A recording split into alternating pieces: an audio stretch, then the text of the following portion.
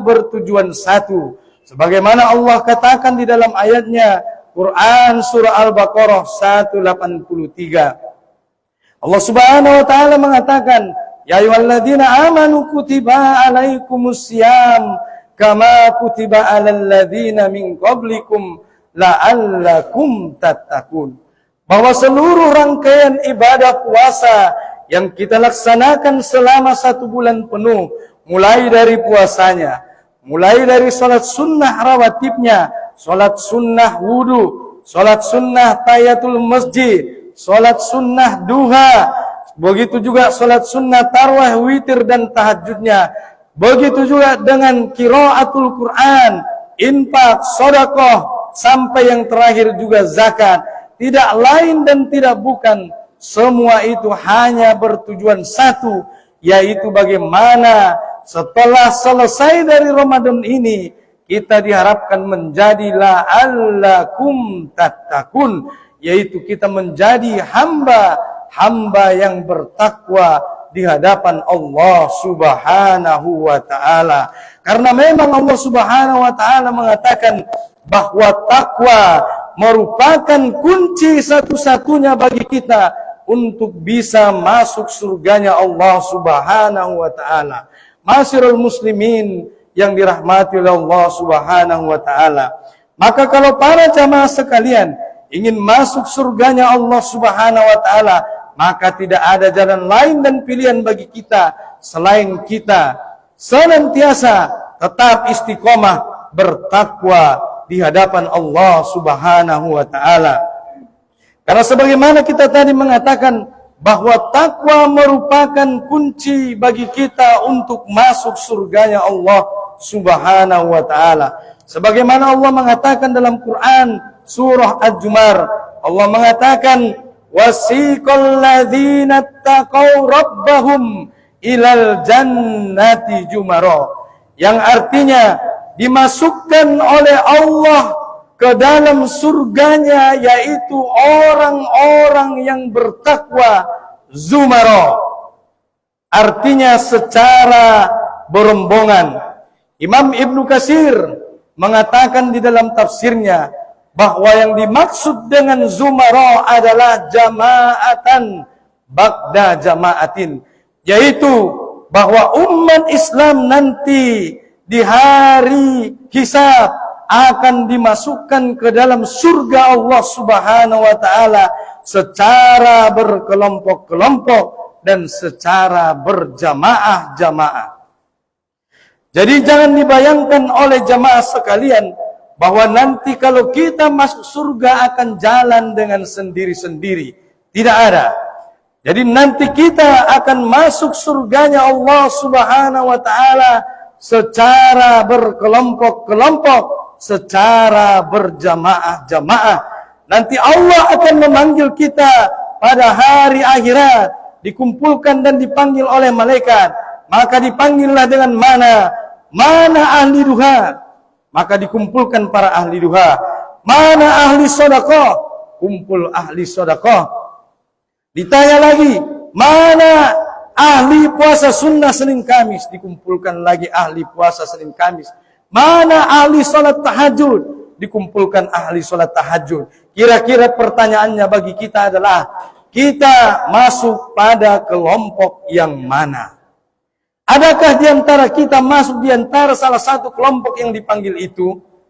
Mudah-mudahan kita termasuk di antara salah satu kelompok yang Allah panggil untuk masuk surga Allah Subhanahu wa taala, dengan kita senantiasa istiqomah di hadapan Allah Subhanahu wa taala sampai Allah memanggil kita untuk pulang, sampai kaki kita menginjakkan surga Allah Subhanahu wa taala. Maka siapa orang-orang yang bertakwa di hadapan Allah Subhanahu wa taala, maka dia akan mendapatkan keberkahan di dalam hidupnya. Sebagaimana Allah mengatakan, walau anna ahlal qura amanu wattaqau lapatahna alaihim barakatim minas samai wal ard. Seandainya, kata Allah Subhanahu wa taala, andai satu penduduk negeri beriman, walau anna ahlal qura amanu wattaqau, andai satu penduduk satu negeri beriman dan bertakwa kepada Allah Subhanahu wa taala, la patahna, kata Allah, maka akan kami bukakan pintu-pintu keberkahan baik dari langit maupun dari bumi. Inilah jaminan dari Allah Subhanahu wa taala bagi siapa saja yang mau bertakwa, maka Allah akan memberikan yang namanya keberkahan baik dari seluruh langit maupun dari seluruh bumi. Maka jamaah sekalian yang dirahmati Allah Subhanahu wa taala, kalau kita silakan menunjuk ke sembarang arah, kalau kita menunjuk ke sembarang arah, maka tidak ada yang kita tunjuk kecuali kalau itu tidak langit, maka itu adalah bumi. Maka Allah mengatakan, bagi siapa saja yang bertakwa di hadapan Allah Subhanahu wa taala, Allah berjanji Allah akan turunkan keberkahan dari seluruh penjuru langit dan penjuru bumi. Ma'asyiral muslimin yang dirahmati Allah Subhanahu wa taala, Allahu akbar, Allahu akbar, walillahil hamd. Maka para ulama mengatakan bahwa yang dimaksud dengan makna keberkahan adalah ziyadatul khair wal ajri. Apa itu? Bertambahnya pahala dan amal kebaikan di hadapan Allah Subhanahu wa taala. Maka kalau kita memperoleh harta, maka yang disebut dengan harta yang berkah adalah harta itu membawa kita kepada memperoleh pahala dan kebaikan di hadapan Allah Subhanahu wa ta'ala. Maka kalau ada sesuatu yang bertambah dalam kehidupan kita, maka bertambah pula ketakwaan kita di hadapan Allah Subhanahu wa ta'ala dengan bertambahnya nikmat yang kita dapatkan di dalam kehidupan kita. Kalau seandainya bertambah rumah kita, maka bertambah takwa kita di hadapan Allah Subhanahu wa taala. Bertambah mobil kita, bertambah takwa kita di hadapan Allah Subhanahu wa taala. Bertambah tinggi jabatan kita, bertambah takwa kita di hadapan Allah Subhanahu wa taala. Bertambah anak keturunan kita, maka bertambah pula ketakwaan kita di hadapan Allah Subhanahu wa taala. Bukan malah sebaliknya, mengorbankan takwa demi memperoleh jabatan, mengorbankan takwa demi memperoleh dunia yang tidak ada artinya. Jamaah yang dirahmati Allah Subhanahu wa taala, andailah bumi ini, andailah seluruh alam semesta ini itu berharga di hadapan Allah Subhanahu wa taala, niscaya Allah tidak memberikan rezeki dan karunia-Nya kepada orang-orang kafir. Bukankah Rasulullah sallallahu alaihi wasallam mengatakan bahwa dunia ini tidak lebih daripada 11 ekor sayap nyamuk? Maka kalau ada orang yang kaya di dunia ini, sebagaimana seperti Elon Musk kekayaannya 3.000 sekian ratus triliun rupiah kalau dirupiahkan, maka kekayaan dari Elon Musk itu tidak bernilai apa-apa di hadapan Allah Subhanahu wa taala dibandingkan daripada keimanan kita dan ketakwaan kita di hadapan Allah Subhanahu wa taala. Karena sekaya apapun seorang hamba di hadapan Allah, maka itu tidak lebih daripada nilai seekor sayap nyamuk. Oleh karena itu, silakan kita mencari dunia, silakan kita berusaha sungguh-sungguh, tetapi jangan lupa bahwa kita akan kembali menghadap Allah Subhanahu wa ta'ala. Dan kita sudah memahami bersama, kalau Allah memanggil kita dan ajal itu datang, maka pertanyaannya bagi kita, sudahkah kita menyiapkan bekal untuk kembali menghadap Allah Subhanahu wa ta'ala? Kalau bukan iman, kalau bukan takwa, lalu apa modal yang akan kita bawa untuk kembali menghadap Allah Subhanahu wa ta'ala? Oleh karena itu, segala potensi yang ada di dalam kehidupan kita, baik itu harta, baik itu jabatan, baik itu seluruh potensi dalam kehidupan kita, mari kita pakai. Bagaimana seluruh potensi itu bisa menjadikan kita, istri kita, keluarga kita, kaum kerabat kita menjadi orang-orang yang bertakwa di hadapan Allah Subhanahu wa ta'ala. Apakah ada orang yang di dalam hidupnya semuanya bertambah, tetapi tidak bertambah ketakwaan di hadapan Allah Subhanahu wa taala? Lihat sekeliling kita, banyak orang yang memperoleh pertambahan di dalam hidupnya, tetapi seluruh nikmat yang bertambah itu tidak membuat dia lebih bertakwa di hadapan Allah Subhanahu wa taala. Justru dia mengorbankan takwa untuk memperoleh apa yang dia inginkan. Mari kita lihat, ada orang yang bertambah tinggi jabatan, tetapi bukan bertambah takwa di hadapan Allah, tetapi justru malah dia ditangkap KPK. Maka ini bukanlah ciri seorang yang beriman, karena orang yang beriman dan bertakwa ialah ketika bertambah nikmat, bertambah takwa di hadapan Allah Subhanahu wa taala. Maka kalau ditanya jamaah sekalian, apa yang paling penting dalam hidup kita? Maka tidak lain dan tidak bukan, itulah takwa kita kepada Allah Subhanahu wa ta'ala. Allahu Akbar, Allahu Akbar, walillahil hamd. Allah Subhanahu wa ta'ala juga mengatakan di dalam ayatnya bahwa inna akramakum indallahi atqakum, innallaha alimun khabir. Bahwa yang paling mulia di antara kamu ialah siapa di antara kita yang paling bertakwa. Yang paling mulia di antara kita adalah bukan yang paling ganteng. Yang paling mulia di antara kita adalah bukan yang paling cantik. Yang paling mulia di antara kita adalah bukan yang paling tinggi jabatannya, yang paling banyak hartanya, yang paling banyak anak keturunannya. Tidak. Tetapi yang paling mulia di antara kita, kata Allah Subhanahu wa taala, adalah yang paling bertakwa di hadapan Allah Subhanahu wa taala. Itulah maha adilnya Allah Subhanahu wa taala. Andai kemuliaan itu dinilai dari ketampanan, mungkin kita yang tidak tampan ini tidak termasuk sebagai hamba yang mulia di hadapan Allah Subhanahu wa taala. Andai ketampanan, kecantikan, keterkenalan, kekayaan menjadi tolak ukur di hadapan Allah, niscaya para artis, niscaya para miliuner, mereka lah orang-orang yang mulia di hadapan Allah Subhanahu wa taala. Tetapi tidak, kata Allah, bahwa yang paling mulia di hadapan Allah Subhanahu wa taala ialah siapa di antara kita yang paling bertakwa di hadapan Allah Subhanahu wa taala. Dan janji Allah, kalau kita mau bertakwa di hadapan Allah Subhanahu wa taala, maka kita akan dimasukkan ke dalam surga Allah Subhanahu wa taala secara berjamaah-jamaah. Ma'asyiral muslimin yang dirahmati oleh Allah Subhanahu wa taala.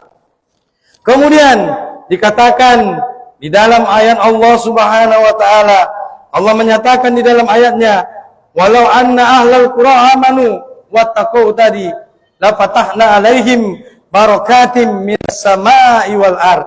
Maka oleh karena itu, marilah kita bertakwa di hadapan Allah Subhanahu wa taala, karena memang ketakwaan itulah satu-satunya kunci untuk kita masuk surga. Oleh karena itu, pegang teguhlah kunci surga itu. Bagaimana agar kita senantiasa bertakwa di hadapan Allah Subhanahu wa taala. Ma'asyiral muslimin rahmatillah Allah Subhanahu wa taala. Walaupun Ramadan telah berlalu, tetapi sedikit kita mari bercermin kepada para sahabat mulia yang dimuliakan oleh Allah dan Rasulullah sallallahu alaihi wasallam. Para sahabat mulia itu, mereka adalah orang-orang yang dijamin Allah surga bagi mereka. Tetapi lihat bagaimana mereka ketika Ramadan berakhir, ketika ibadah puasa Ramadan berakhir, mereka di dalam hatinya masih merasa takut. Takut kalau amalnya tidak diterima oleh Allah Subhanahu wa taala. Takut kalau amalnya belum cukup untuk meraih surga Allah Subhanahu wa ta'ala. Karena apa? Karena surganya Allah Subhanahu wa ta'ala itu sangat mahal harganya. Oleh karena itu, mereka saja orang-orang yang dijaminkan surga oleh Allah Subhanahu wa ta'ala. Mereka adalah pada orang-orang yang masih hidup di dunia, tetapi telah Allah jaminkan surga untuk mereka. Tapi setelah mereka selesai melaksanakan ibadah Ramadan, mereka masih merasa khawatir di dalam hatinya, takut kalau amalnya tidak diterima oleh Allah Subhanahu wa taala. Bagaimana dengan kita? Adakah rasa di dalam hati kita merasa takut kalau ternyata amal yang kita lakukan selama Ramadan ini ternyata tidak diterima oleh Allah Subhanahu wa ta'ala. Padahal apalah artinya kita dibandingkan para sahabat. Mereka adalah orang-orang yang dijaminkan surga. Mereka adalah generasi yang terbaik. Tetapi setelah selesai Ramadan dan masuk 1 Syawal, mereka di dalam pikirannya, di dalam hatinya masih merasa takut kalau seluruh amal ibadah mereka tidak diterima oleh Allah Subhanahu wa ta'ala dan tidak cukup untuk meraih surga Allah Subhanahu wa ta'ala. Itulah kenapa para sahabat yang terbaik itu, kalau mereka sholat bersama Rasulullah SAW, mereka senantiasa menangis, mereka senantiasa merasa takut kepada Allah Subhanahu wa ta'ala, takut kalau amalnya tidak diterima Allah. Mereka senantiasa takut mendengarkan bisikan setan bahwa telah cukup amalmu untuk meraih surga Allah Subhanahu wa ta'ala. Oleh karena itu, jangan pernah kita dengarkan bisikan setan yang selalu membisikkan kepada kita bahwa telah cukup amal kita. Sebab apa? Tidak ada jaminan bagi kita dan kita tidak tahu apakah amal kita telah diterima atau tidak oleh Allah Subhanahu wa ta'ala. Karena yang namanya pahala, yang namanya dosa, itu disembunyikan oleh Allah Subhanahu wa ta'ala sebagai ujian bagi kita. Mari kita berkaca kepada para sahabat. Sahabat-sahabat mulia itulah orang-orang yang amalnya luar biasa, tetapi ada di antara mereka yang masuk surga Allah Subhanahu wa ta'ala dengan jalan merangkak. Lihatlah Abdurrahman bin Auf. Abdurrahman bin Auf adalah sahabat mulia yang sangat luar biasa. Infaknya saja itu 450 miliar. Membebaskan budak 350 miliar. Sepeninggal Rasulullah sallallahu alaihi wasallam, Abdurrahman bin Auf lah yang menafkahi ke-9 istri Rasulullah sallallahu alaihi wasallam. Itu yang menanggung nafkahnya adalah Abdurrahman bin Auf. Bahkan tidak cukup sampai di situ. Abdurrahman bin Auf setiap tahun menghajikan ke-9 istri dari Nabi Muhammad sallallahu alaihi wasallam. Maka pernah suatu ketika waktu itu di Madinah lewat satu rombongan kafilah dagang yang kira-kira berjumlah 700 ekor unta dan kuda. Maka Aisyah radhiyallahu anha bertanya, rombongan siapakah ini? Saking banyaknya membuat kota Madinah dipenuhi oleh deru-debu Madinah. Maka para sahabat mengatakan, itu adalah rombongan kafilah dagang Abdurrahman bin Auf. Maka teringatlah Aisyah radhiyallahu anha terhadap ucapan Nabi Muhammad sallallahu alaihi wasallam. Maka kata Aisyah radhiyallahu anha, wa sadaqa Rasulullah, maka benarlah ucapan Rasulullah sallallahu alaihi wasallam, sayadkhulu Abdurrahman bin Auf al-jannata abawa, bahwa Abdurrahman bin Auf akan masuk surga dengan jalan merangkak. Bayangkan jemaah yang dirahmati Allah Subhanahu wa ta'ala, Abdurrahman bin Auf yang ibadahnya luar biasa, infaknya 350 miliar, membebaskan budak 3.500 miliar, ditambah lagi menghajikan setiap istri Nabi selama hidupnya, kemudian juga menafkahi istri Nabi, masih masuk surga dengan jalan merangkak. Lalu bagaimana dengan kita? Sudah sejauh mana amal dan pengorbanan kita di hadapan Allah Subhanahu wa ta'ala? Bandingkan dengan kita, sudah layakkah kita memperoleh surga Allah Subhanahu wa ta'ala? Apa amal dan pengorbanan kita untuk Islam? Lihat dengan para sahabat, bahkan kematian Sa'ad bin Mu'az menggetarkan aras Allah Subhanahu wa ta'ala, sehingga turun 70.000 malaikat hanya untuk mentakjiahi daripada kematian Sa'ad bin Mu'az. Kenapa Sa'ad bin Mu'az memperoleh kemuliaannya seperti itu?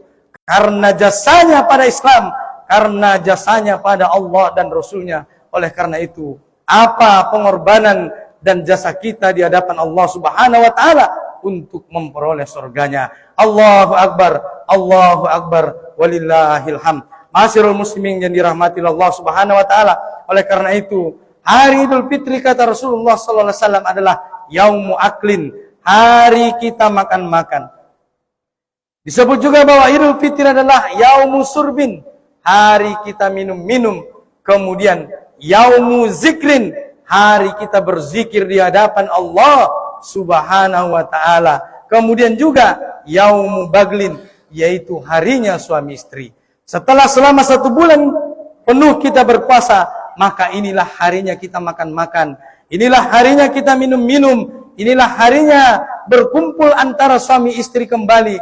Dan jangan lupa, di hari yang fitri ini, kita senantiasa tetap berzikir kepada Allah Subhanahu wa ta'ala. Silahkan kita silaturahim, silahkan kita saling kunjung mengunjungi, maaf-memaafkan. Tetapi kata Allah Subhanahu wa ta'ala, walitukmilul iddata walitukabbirallah, sempurnakanlah bilangan puasa dan bertakbirlah di hadapan Allah Subhanahu wa ta'ala. Oleh karena itu, jangan lupa di dalam kita bersilaturahim, di dalam kita minal aidin wal faizin, mohon maaf lahir batin, kita tetap berzikir mengingat Allah Subhanahu wa ta'ala. Dan jangan lupa di dalam kita saling kunjung mengunjungi, mari kita saling memberi hadiah. Karena Rasulullah SAW juga bersama para sahabat itu mereka senantiasa saling memberi hadiah. Maka kalau ada saudara kita di hari yang fitri ini, mereka datang berkunjung dan bersilaturahim dengan memberikan kita hadiah, apapun hadiah itu, mari kita terima. Jangan kita tolak, sebab apa? Janganlah dilihat dari nilainya, tapi lihatlah dari nilai kesungguhan dan keikhlasan dari saudara kita yang memberikan kita hadiah.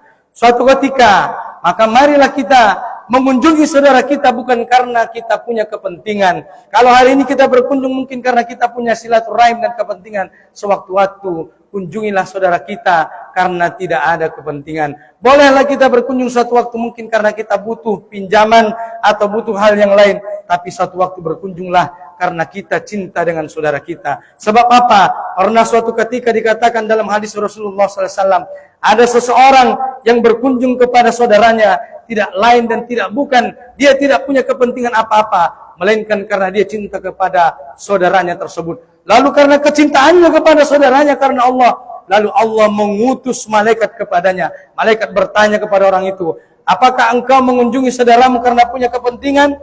Maka dijawab laki-laki itu, tidak. Maka dijawab oleh malaikat, maka saksikanlah, sesungguhnya Allah telah mencintaimu sebagaimana engkau mencintai saudaramu.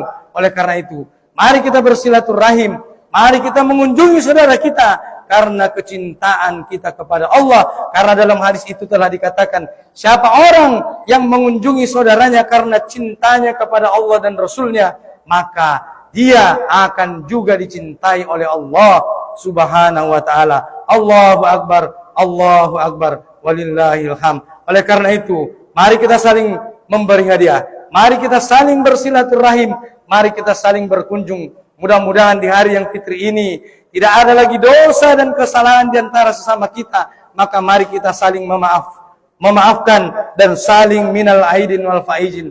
Oleh karena itu, jamaah yang dirahmati Allah Subhanahu wa taala, jangan lupa juga kalau mungkin masih ada di antara kita yang belum sempurna ibadah puasanya karena mungkin tertinggal, karena mungkin kita musafir, maka silahkanlah diganti di hari lain.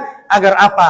Agar hitungan puasa kita sempurna di hadapan Allah Subhanahu wa ta'ala. Oleh karena itu, ma'asyiral muslimin dirahmati Allah Subhanahu wa ta'ala, Idul Fitri adalah hari makan-makan, hari minum-minum, hari kita berkunjung, harinya suami istri, harinya kita berzikir. Mudah-mudahan Idul Fitri yang berkah ini kita memperoleh keberkahan dari Allah Subhanahu wa ta'ala, dan kita juga diberikan kesempatan untuk kembali bertemu di Ramadan tahun berikutnya, di Idul Fitri yang berikutnya. Mudah-mudahan kita semua termasuk sebagai ahli ashabul jannah atau ashabul yamin, orang-orang yang Allah masukkan ke dalam surganya tanpa hisab.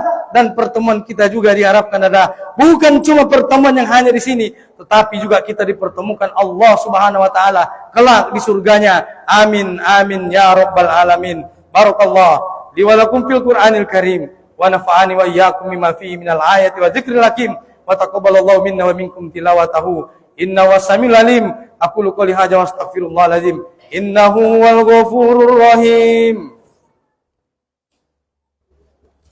Allahumma shalli wa sallim wa وتفضل وبارك بجلالك وكمالك على دين عبادك وأسرار عبادك على العرب والعجم والكبار الطيبة والغرب القاسم سيدنا محمد وعلى آله وصحبه